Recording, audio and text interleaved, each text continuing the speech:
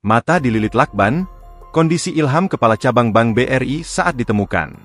Muhammad Ilham Pradipta, Kepala Cabang sebuah bank BUMN di DKI Jakarta ditemukan tewas di area persawahan Desa Nagasari, Kecamatan Serang Baru, Kabupaten Bekasi, pada Kamis pagi, 21 Agustus 2025, sekira pukul 5.30 waktu Indonesia Barat. Sebelum tewas, ia diculik oleh para pelaku. Ilham ditemukan dalam kondisi mengenaskan. Kedua tangan dan kakinya terikat, serta matanya ditutup lakban. Rekaman CCTV yang diterima wartawan menunjukkan momen penculikan.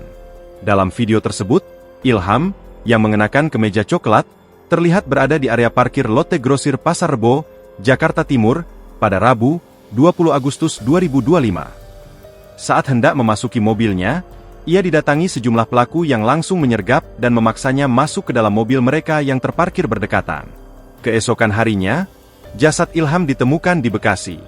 Dugaan kuat, ia menjadi korban pembunuhan oleh kelompok pelaku yang menculiknya.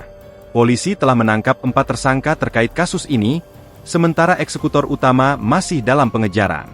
Jenazah Ilham telah diserahkan kepada pihak keluarga sekitar pukul 19.40 WIB, setelah proses autopsi selesai di instalasi forensik Rumah Sakit Polri Kramat Jati, Jakarta Timur.